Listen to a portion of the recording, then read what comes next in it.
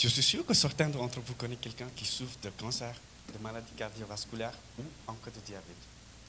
Mais savez-vous que le Canada dépense plus que 90 milliards de dollars chaque année pour le traiter? Une alternative est de valoriser de façon économique et écologique des produits d'origine naturelle qui ont des effets bénéfiques sur la santé, tels que le crabe de neige.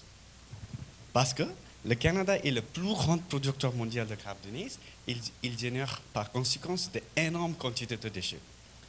Certaines études ont montré que ces déchets contenaient une faible quantité de peptides bioactifs. Les peptides bioactifs sont des petits morceaux de protéines qui présentent une activité anti-cancer, anti-diabète, antimicrobien ou antioxydant. Comme ces molécules sont très peu abondantes, leur séparation et leur concentration est un véritable défi. Les procédés membranaires existants, malheureusement, ne permettent pas de séparer les molécules différentes ayant la même taille, et les membranes utilisées s'encrassent très facilement. Par conséquent, la productivité est diminuée et la consommation d'énergie augmente largement. Pour résoudre ce problème, on a développé une technologie appelée électrodialyse avec membrane de filtration, qui est tout simplement un extracteur de molécules santé, comme on montré dans la figure 2. Cette technologie n'utilise pas de produits chimiques et minimise l'encrassement des membranes. Maintenant, je vais vous expliquer comment ça fonctionne. Le mélange de hydrolysé de crabe de neige est alimenté dans le compartiment central.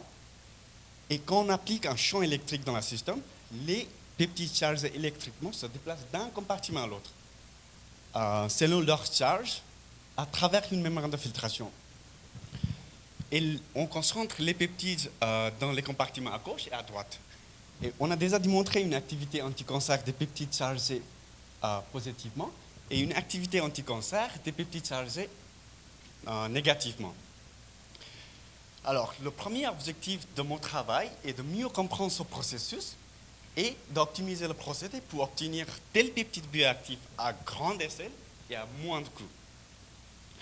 J'ai déjà réussi à augmenter le taux de récupération de peptides de 50%, tout en réduisant la consommation d'énergie de 57%.